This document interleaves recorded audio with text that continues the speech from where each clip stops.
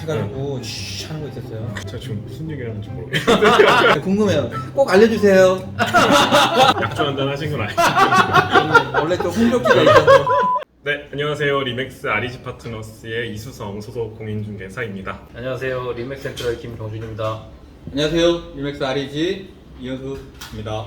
자, 오늘은 일본의 남방 문화에 대해서 잠깐 네. 얘기를 나눠보려고 하거든요. 대표님 혹시 짱구는 못 말려 보셨어요? 아 좋아합니다. 좋아하세요? 네. 닮았어. 제 캐릭터가 짱 올라. 짱구는 못 말려의 겨울철 에피소드를 보면요. 네. 거기 이제 탁자에 이렇게 뭔가 이불 같은 걸 덮어놓고 어우, 그 맞아요. 안에 들어가서 막 귤을 까먹고 뭐 고구마를 먹고 이런 그렇죠. 장면들이 많이 나오는 걸 볼 수 있어요. 그 난방 기구를 코타츠, 아 이름은 몰랐어요. 네, 코타츠라고 하거든요. 그 다음에 유담보라고 혹시 들어보셨어요? 못 들어봤어요. 유담.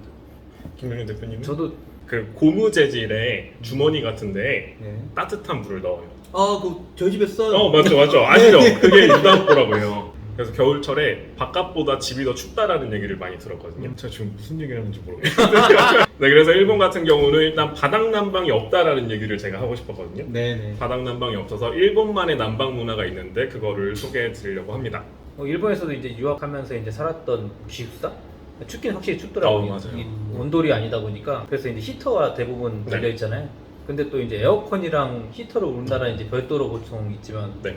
같이 일본은 다 같이 있잖아요. 맞아요. 웬만하면. 네. 오히려 일본에서는 난방 기능이 없는 에어컨을 찾아보기가 힘든 것 같아요. 아 무조건 난방 기능이 달려 있더라고요. 제가 살았던 집도 그렇고 맞아요. 대부분 난방 기능이 달려 있습니다. 그 일본은 목조 주택이 원래 많잖아요. 네. 태평양에 가장 가까운 나라니까 그 태평양 그 고온다 해양성 기후 때문에 여름에는 좀 시원하고 겨울에는 따뜻한 건축 자재가 목재가 아닐까 싶은데요. 난방을 하려면은 목조주택은 좀 어렵잖아요. 목조주택 시절은 그랬다 하더라도 지금은 충분히 바닥 난방을 넣을 수 있는데 최근에 지어지고 있는 일본의 신축 맨션 같은 경우는 바닥 난방이 들어가고 있는 추세라고 합니다. 네. 근데 이게 전체에 까는 게 아니라요. 거실에 들어가는 경우가 많다고 하더라고요. 저는 문화 충격입니다. 왜냐하면은 이게 일본 사람들이 왜 바닥 난방을 안 할까 저도 개인적으로 찾아봤는데 비용적인 문제를 좀 크게 생각하는 것 같아요. 아 그래요? 네, 일본에서 바닥 난방 공사를 하는데 얼마가 드는지 확인을 해봤는데 30평에 4천만 원이 든답니다. 그러니까 한 평당 따지면 우리나라 돈으로 120만 원, 130만 원으로 들고 또 그걸로 끝나는 게 아니라 계속 유지를 해줘야 되잖아요. 네네. 유지를 해줘야 되고 만약에 또 지진이 나면은 그 안에 그 온수 배관들이 그러네요. 또 문제가 생길 수도 있을 것 같아요. 그러네요. 그러니까 아마 또 그런 거를 좀 고려했을 때 좀 바닥 난방에 대해서 좀 비용적인 면에서 좀 부담스러워하는 거 아닌가 싶습니다. 네. 근데 약간 반대로 생각해 보면은 우리나라의 난방 문화가 굉장히 특별한 걸 수도 있어요. 아 그래요? 그렇지 않나요? 올림픽 평창 올림픽을 했을 때 그 전 세계 선수단들이 우리나라에 와서 가장 좋았던 게 난방. 그 온돌이라고. 그런 거 있었구나. 네, 네. 그 기술로 바닥 난방을 이렇게 전 세계에 깔면 돈이 되겠는데요? 대표님 겨울철에 집에서 복장이 어떠세요? 저는 정말로 반바지에 티 한 장. 맞죠? 네. 털이 있는 잠옷 정도? 그 정도잖아요. 근데 그렇게 생활하는 게 외국에서는 거의 불가능하다 하더라고요, 겨울철에. 그래요? 네, 그 정도로 이렇게 실내가 따뜻한 곳이 몇 없대요. 드라마나 일본 영화를 보더라도 막 겨울철을 배경으로 한 영상이면은 그 실내에서 입고 있는 옷이 좀 긴 팔, 긴 바지 그런 걸 많이 입고 있거든요. 그렇게 생각을 안 해봤는데 네, 꼭 슬리퍼를 신고 다니고. 아 슬리퍼. 실내화가 꼭 필요하거든요. 발이 너무 시려워서. 그 기숙사에 살았는데 다다미로 돼 있으니까 맨발로 다니면 이게 막 그 거실거실한 느낌이 맞아요. 네. 별로 안 좋더라고요. 진짜 나무예요? 다다미가? 다다미. 약간 근데 지푸라기 같은 지푸라기 같은 걸로 네. 만든 거고. 그래서 다다미를 일본에서 전통적인 바닥재로 쓰는 이유도 그 땅에서 올라오는 한기를 막아주려고 그게 쓰는 막아줘요? 이유도 있다고 그럴 수도 하더라고요. 있겠네. 뭐 마루 이런 것보다는 그런 재질이 약간 한기를 조금 막아주는 역할을 한다고 합니다. 좀 따뜻한 느낌을 네. 하는 것 그럼 같아요. 도쿄에서 일반 우리나라 좀 그 단독주택, 다가구 주택 그 난방도 그러면 다 다다미처럼 그렇게 돼 있나요? 근데 다다미가 또 관리가 힘들잖아요. 그렇죠. 네. 어느 정도 기간 되면 또 교체해줘야 되고 교체해줘야 되고. 이게 또 지저분해지기 쉽고.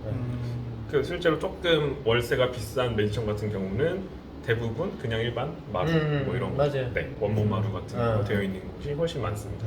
또 개인적으로 문화 충격입니다. 제가 일본에 안 살아봐서 난방이 없다라는 생각을 안 해봤어요. 정리를 한번 해볼게요. 자, 일본 사람들이 잘 쓰는 난방 기구들이 있죠. 네. 처음에 제가 말씀드린 것처럼 코타츠. 코타치. 코타츠가 가장 대중적인 것 같아요. 네. 그 다음에 유단포. 사실 유단포는 좀 나이 드신 분들이 많이 쓰시고 젊은 세대들은 안 쓰죠. 유단포 같은 것도 있고 에어컨인데 우리나라와 다르게 난방 기능이 달려있는 에어컨. 그 다음에 여러분들이 전자상가, 일본의 전자상가 가보시면 아시겠지만 굉장히 다양한 난방 기구들이 있죠. 맞아요. 히터, 전기로 되는 히터도 있고요. 뭐 제가 알기로는 제 친구는 그 실제 기름을 사가지고 넣어서 쓰는 그것도 쓰더라고요. 가정용인데. 옛날 우리 있지 않았어요? 기름 넣지 않았어요? 있었죠. 응. 캠핑 가서 네. 해가지고 쉿 하는 거 있었어요. 그런 것도 있고 뭐 라디에이터 같은 것도 잘 돼 있고요. 그 다음에 하나 빠뜨린 게 백엔샵. 우리나라로 치면은 다이소. 거길 가보면 대표님도 보셨죠? 그 방풍 테이프. 방풍 테이프. 그 다음에 저기 우리나라도 요즘 많긴 한데 뽁뽁이 같은 거 있잖아요. 네네. 겨울전에 그런 거 되게 잘 돼 있어요.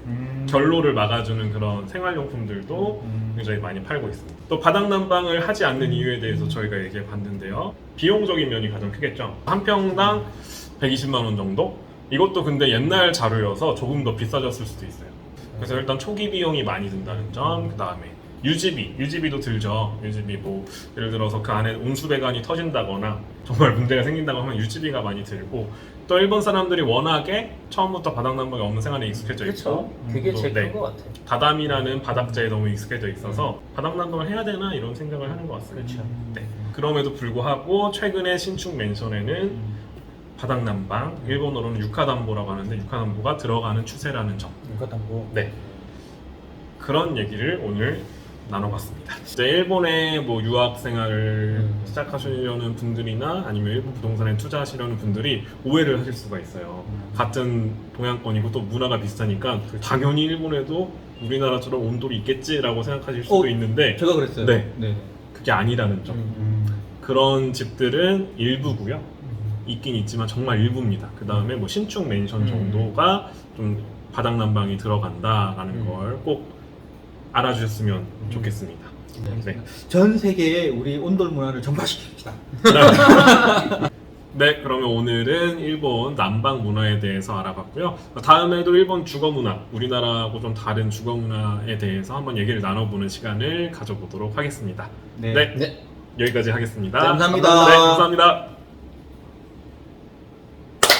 그 유담보에 대해서 좀 한 말씀 드리고 싶은데 네네. 전 여름에 그 생수병 있잖아요. 생수병 2리터짜리를 네. 냉동실에 8개를 얼려요. 네. 그걸 이제 수건으로 싸가지고 이렇게 딱 껴안고 자거든요. 여름에. 어우 시원합니다.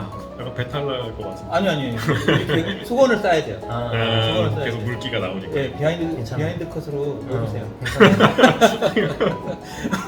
노리고 하시는. 코타츠를 보면은 테이블 위에 이불 같은 천으로 이렇게 둘러 쌓아놓은 맞아요. 형태를 하고 있는데요.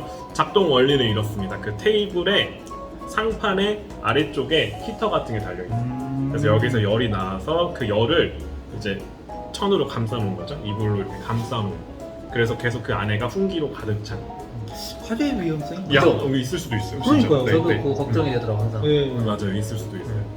오늘 공지 한번 해야지. 우리 저기 지난주에 게스트였던 우리 이현수 대표님이 지난번에 그 방송 호응에 발맞추어서 정식 멤버로 제가 일반인 관점에서 계속 질문을 드리고 궁금한 점을 하나씩 알아가도록 하겠습니다. 구독과 알림 설정으로 최신 일본 부동산 정보를 받아보실 수 있습니다. 그리고 이 영상이 도움이 되셨다면 좋아요도 부탁드립니다.